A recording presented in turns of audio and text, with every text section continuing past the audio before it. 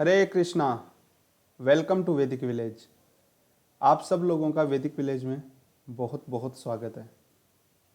हमारे पिछले वीडियो में हमने तीसरा जो अध्याय है भगवत गीता का कर्म योग, उसका जो कंक्लूजन है उसको हमने पूरा समझा था अच्छे से कि कैसे भगवान श्री कृष्ण अर्जुन को कर्म योग का असली महत्व समझाते हैं और ये भी बताते हैं कि अर्जुन कर्म योग को किस हिसाब से अपने दैनिक जीवन के अंदर, अपने लाइफ के अंदर उसको फॉलो कर सकता है। लस्ट नाम के एक सबसे बड़े एनिमी के बारे में हमने बहुत विस्तार से समझा था, जो भगवान श्री कृष्ण ने अर्जुन को बताया था। और शिला प्रभुपाद प्रैक्टिकली बताते हैं कि किस हिसाब से वो इंस्ट्रक्शंस, भगवान के जो इंस्ट्रक्शंस हैं, उनको प्रैक्टिकली अब हम लाइफ के अंदर यूटिलाइज कर सकते हैं। तो इस तरीके से हमने तीसरा अध्याय पूरा किया था। अब हम भगवत गीता का जो चौथा अध्याय है, जिसका नाम है ट्रांसेंडेंटल नॉलेज, दिव्य ज्ञान, वो अध्याय शुरू करने आज जा रहे हैं। तो चौथा जो अध्याय है उसका पहला श्लोक हम पढ़ते हैं। श्री भगवान वाचा इमं विवस्वते योगम प्रोक्त्वानम अहम अव्ययम विवस्वान मनवे प्राह मनो इक्ष्वाके अब्रवीत। हम पढ़ रहे हैं Bhagavad Gita as it is में से, बाय हिज डिवाइन ग्रेस ऐसी भक्ति वेदांत स्वामी शीला प्रभुपाद की जय। तो भगवान बता रहे हैं कि I instructed this imperishable science of yoga to the sun god Vivasvan, and Vivasvan instructed it to Manu the father of mankind, and Manu in turn instructed it to Ikshvaku. तो भगवान यहाँ पे बता रहे हैं कि मैंने ये जो नॉलेज है, साइंस ऑफ योगा, भगवान यहाँ पे वर्ड यूज कर रहे हैं, science of yoga to the sun God.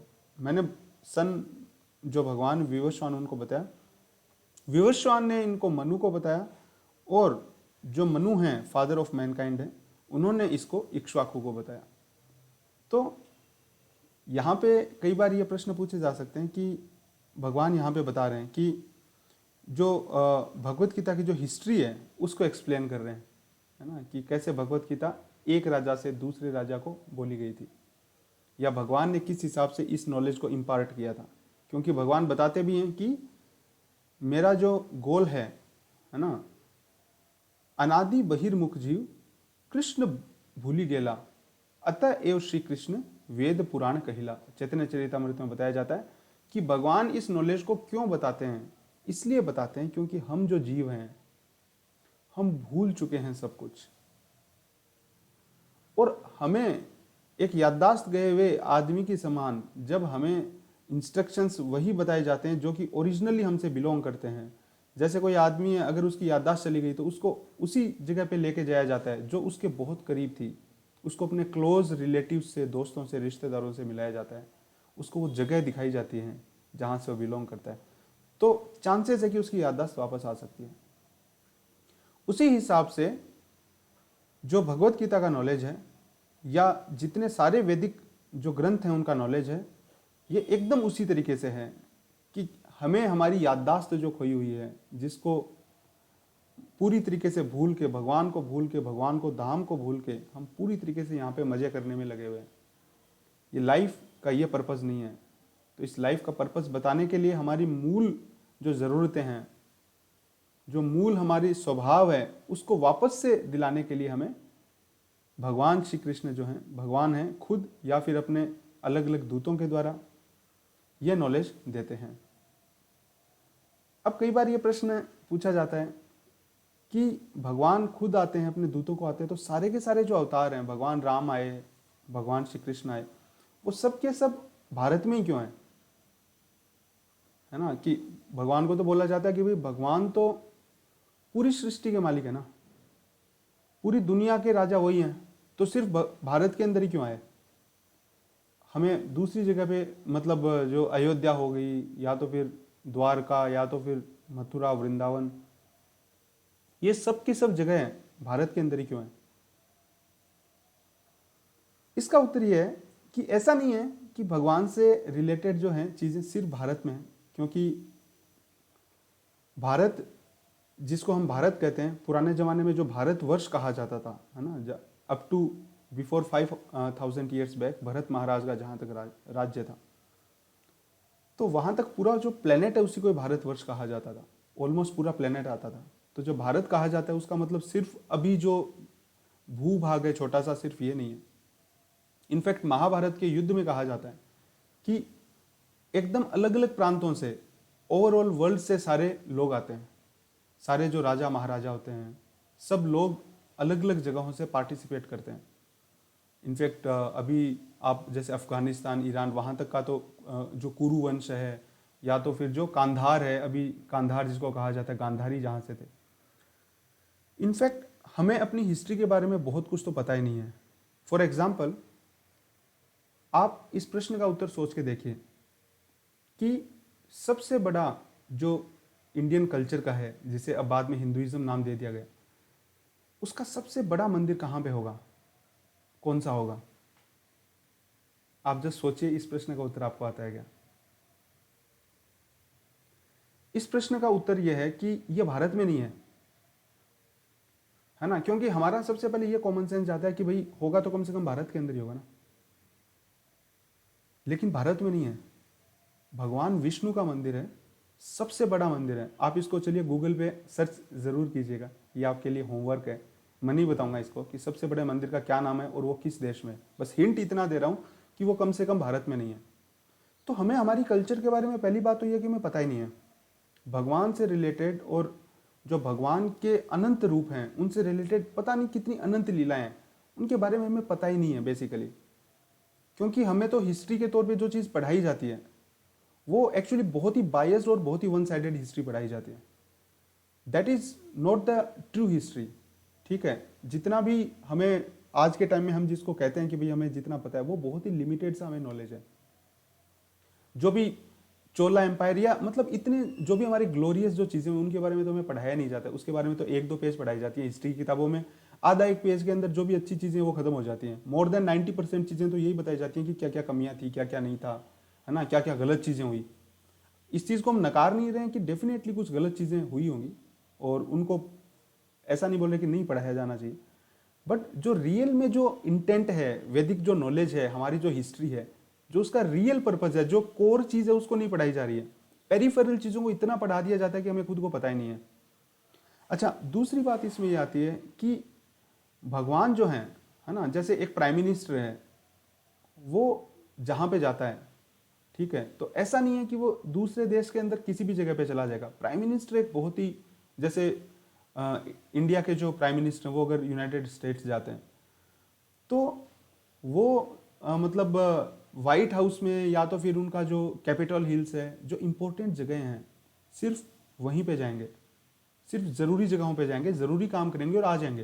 Prime minister America में या फिर किसी दूसरे देश में, अफगानिस्तान में जाते हैं तो वो सब्जी मंडी में नहीं जाएंगे वहाँ पे, ठीक है, क्योंकि प्राइम मिनिस्टर का एक पर्पज़ होता है। वो एक पर्पज़ के लिए आते हैं या जाते हैं किसी दूसरे देश के दौरे पे, वो मीटिंग्स की जो भी पर्पज़ पूरा किया वो अपने वापस चले जाते हैं अपने देश के अंदर। उसी तरीके से भगवान जब इस धरती के ऊपर अवतरित होते हैं तो उनका एक पर्पज़ होता है। भगवान कहते हैं परित्राणाय साधूनाम विनाशाय च दुष्कृताम धर्म संस्थापनार्थाय संभवामि युगे युगे। तो वो किसी भी सब्जी मंडी में नहीं चले जाएंगे। जो भी इंपॉर्टेंट जगह हैं जहाँ पे उनको अपना काम सिद्ध करना है, कार्य सिद्ध करना है, वो वहाँ पे जाते हैं, अपना काम करते हैं और फिर वापस अपने धाम चले जाते हैं। अच्छा, हम प्रश्न है वो उल्टे तरीके से पूछते हैं, क्योंकि हम अपने आप को सेंटर में रखते हैं। हम बोलते हैं कि हमने इस जगह पे जन्म लिया, या फिर ये मथुरा है, यहाँ पे वृंदावन है, तो भगवान यहीं क्यों आए? दोस्तों, ऐसा नहीं है। ये एक्चुअली एकदम उल्टा है। उल्टा इसलिए कि इस जगह पे वैदिक सभ्यता कंसंट्रेट हो गई क्योंकि भगवान यहाँ पे आए थे। अगर भगवान दूसरी जगह पे अवतरित हुए होते, है ना, भगवान अपने धाम के साथ, पैराफर्नेलिया के साथ, सब जितने भी उनके पार्षद हैं उनके साथ किसी जगह पे आते हैं। इनफैक्ट जो धाम है भगवान का वो भी खुद उनके साथ आता है। भगवान मटेरियल नेचर को टच तक नहीं करते। लेकिन जहां भी जिस भूमि पे भगवान का अवतरण होता है वो ही पुण्य भूमि बन जाती है। अब क्योंकि इस जगह पे आए भगवान, इसलिए यहीं पे वैदिक जो सिविलाइजेशन है वो कंसंट्रेट हो गई। हालांकि वैदिक सिविलाइजेशन ओवर पूरे वर्ल्ड के अंदर फैली हुई थी और हम इसको देख सकते हैं। ऐसा नहीं कि मैं बोल रहा हूँ, हिस्टोरिकल एविडेंसेस हैं, बट उसके बारे में ना हमें पढ़ाया जाता है, ना हिस्ट्री की उस हिसाब से रिसर्च की जाती है। बहुत ही एक बायस्ड अंडरस्टैंडिंग के साथ हमें हिस्ट्री पढ़ाई जाती है। उसका नतीजा ये है कि हमारे मन में इतने सारे प्रश्न हो जाते हैं। तो वैदिक सभ्यता पूरे एक फैली हुई थी, पूरे विश्व में फैली हुई थी, but due to the effect of time, है ना, हजारों हजारों साल तक फैली हुई थी वैदिक सभ्यता। इनफैक्ट जो लॉन्गेस्ट ट्रेस ऑफ हिस्ट्री है वो तो हमें हिस्ट्री में पढ़ाया नहीं जाता है। तो अब समय के साथ जैसे भी कलयुग का प्रभाव है, जैसे श्रीमद् भागवतों में बताया जाता है कि 5000 साल पहले जब कलयुग आते हैं तब से वैदिक सभ्यता का बहुत ही ड्रास्टिकली पतन होना स्टार्ट होता है। तो ये जो सभ्यता है ये सिकुड़ती सिकुड़ती सिकुड़ती ये उन एरियाज में कंसंट्रेट रह जाती है जहां पे इंपॉर्टेंट प्लेसेज हैं, जिनको धाम कहा जाता है, जहां पे भगवान स्वयं अवतरित होते हैं। क्योंकि भगवान यहाँ पे अवतरित होते हैं इसलिए ये सभ्यता यहाँ पे कंसंट्रेटेड है। ठीक है, इसके अलावा भी भगवान से रिलेटेड इतनी सारी जगह हैं पूरी दुनिया के अंदर जिनका हमें पता तक नहीं है। बहुत सारे एविडेंसेस मिलते हैं, इवन रशिया के अंदर, है ना, रशिया के अंदर खूब सारे ऐसे फोटोज मिलते हैं कि जहाँ पे डिटी वर्शिप करते हुए और जो लोग हैं उनका मतलब जो एक्सकेवेशन करते हैं तो इस चीज़ का प्रूफ मिलता है कि वो वहाँ पे डिटी वर्शिप हुआ करती थी।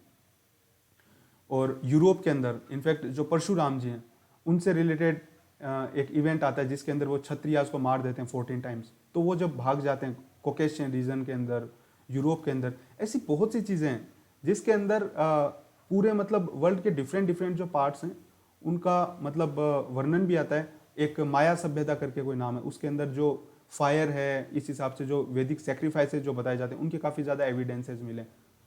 तो ऐसा नहीं है कि बाकी जगह पे वैदिक सभ्यता थी नहीं या बाकी जगहों का भगवान से कोई लेना देना था नहीं, ऐसा बिल्कुल भी नहीं है। जो ग्रीक गॉड्स हैं उनमें काफ़ी ऐसे सारे डेमी गॉड्स देखे जाते हैं जो काफ़ी सिमिलर हैं। जापान के अंदर जो रामायण काल से भी एक जो आती है वो स्टोरी एग्जैक्टली मैं रिकॉल नहीं कर रहा हूँ। जब जापान के प्राइम मिनिस्टर जो थे, साउथ कोरिया के सॉरी जो प्राइम मिनिस्टर थे, वो जब इंडिया आए थे तो अपने यहाँ पे वाराणसी थे, वहाँ के एक राजकुमारी थे, उनकी जो मैरिज हुई थी वो वहाँ पे हुई थी। ठीक है, तो काफ़ी ज़्यादा लिंकेजेस हैं हिस्ट्री के, काफ़ी ज़्यादा एविडेंसेस हैं, बहुत से पास टाइम हैं, भगवान की अनंत लीलाएं हैं। चाइना के अंदर भी कृष्ण एक टेम्पल है, वहाँ पे कृष्णा की मतलब हजारों साल पुराना वो टेम्पल है। वहाँ पे पूरी जो कृष्णा की लीलाएं हैं वो पूरी उत्कीर्ण की हुई हैं पत्थरों के ऊपर। और इनफैक्ट एक डिवोटी है, उन्होंने इस पे एक वीडियो भी बनाया कि किस हिसाब से चाइना के अंदर इस चीज़ के प्रूफ हैं कि वहाँ पे भगवान की भक्ति को प्रैक्टिस किया जाता था। लेकिन अब ये सब चीज़ें ना हमें बताई जाती है ना पढ़ाई जाती है, तो हम बहुत ही ज़्यादा इग्नोरेंट रहते हैं इन सब चीज़ों से। सो मैं कट शॉर्ट करता हूँ, कंक्लूड करता हूँ, जो कहने की बात है कि भगवान भारत में ही क्यों आते हैं। यस, ये सच बात है, भारत भूमि को बहुत पुण्य भूमि बताया जाता है, क्योंकि यहाँ पे भगवान आते हैं इसलिए पुण्यवान हो जाती है भारत। पहले से ऐसा नहीं है कि भाई ये जो जमीन है ये बहुत ज़रूरी है इसलिए भगवान यहाँ पे आते हैं, ऐसा नहीं है। क्योंकि भगवान अपने धाम के साथ, पैराफर्नेलिया के साथ यहाँ पे आते हैं इसलिए ये भूभाग बहुत ज़्यादा महत्वपूर्ण हो जाता है। इसलिए कहा जाता है भारत भूमि ते मनुष्य जन्म होइला जार, जन्म सार्थक करी करो परोपकार। चैतन्य महाप्रभु कहते हैं कि भारत भूमि में जन्म होना भी दुर्लभ मात्र है, क्योंकि देवता भी यहाँ पे जन्म लेना चाहते हैं। यहाँ का जो एक एनवायरमेंट है वो इतना ज़्यादा पोटेंट है कि बचपन से ही आदमी गॉड कॉन्शियस होता है। बच्चे को एकदम शुरू से ही ये कॉन्शियसनेस होती है कि भगवान कौन है ना, एक उसके अंदर एक फेथ होता है। लेकिन हमारी आज की जो एजुकेशन सिस्टम है, आज का हमारा जो जिस हिसाब से कल्चर, जो मीडिया, जो चीज़ें हमारे बच्चों पे इम्पोज की जा रही हैं स्टूडेंट्स पे, वो इस कल्चर को आर्टिफिशियली मारने की कोशिश कर रहे हैं। भारत भूमि बहुत ही इंपॉर्टेंट जगह है क्योंकि यहाँ पे भगवान अपने धाम के साथ आए थे। भगवान ने यहाँ पे भगवत गीता बोली थी, यहाँ पे भगवान ने लीलाएं की थी। क्योंकि भगवान ने ये सब किया था इसलिए ये भारत भूमि बहुत ही ज़्यादा इंपॉर्टेंट हो जाती है। सो आई होप कि आपको आपके प्रश्नों का उत्तर मिला होगा और आपके डाउट को भी इस चीज़ से रेस्ट मिला होगा। आगे के वीडियोस में हम देखेंगे कि जो ट्रांसेंडेंटल नॉलेज है, जो हिस्ट्री अब भगवान अब बताने जा रहे हैं कि किस हिसाब से उन्होंने सन गॉड को बताया था, उसके बाद उन्होंने विवस्वान को बताया था, फिर मनु को, फिर इक्ष्वाकु को, और वो क्या नॉलेज था जो उन्होंने बताया था, इसको हम अपने आगे के वीडियोस में कंटिन्यू करेंगे। हम आशा करते हैं कि ये जो लेक्चर सीरीज़ है, हमारी भगवत गीता के जो वीडियोस हम डेली डिस्कस करते हैं, हर दिन 1-2 श्लोक लेते हैं, वो आपको ज़रूर पसंद आ रहे होंगे, आपकी लाइफ में पॉजिटिव इम्पैक्ट कर रहे होंगे। अगर आपको इससे थोड़ा बहुत भी फायदा हुआ है तो प्लीज़ ज़्यादा से ज़्यादा लोगों के साथ इसको शेयर कीजिए। This is the time to flood this world with the Vedic wisdom. Please help us in spreading this Vedic wisdom. हम वीडियो का जो डिस्क्रिप्शन है उसमें शिला प्रभुपाद के जितने भी बुक्स हैं, जितने भी वैदिक ग्रंथ हैं, उनका लिंक डाल देंगे। आप चाहें तो फ्री ऑफ कॉस्ट ऑनलाइन पढ़ सकते हैं, आप चाहें तो मंगवा सकते हैं, लोगों को गिफ्ट कर सकते हैं। Let us flood this world with the Vedic wisdom. Thank you very much for coming to Vedic village. Hare Krishna, Jai Srila Prabhupada.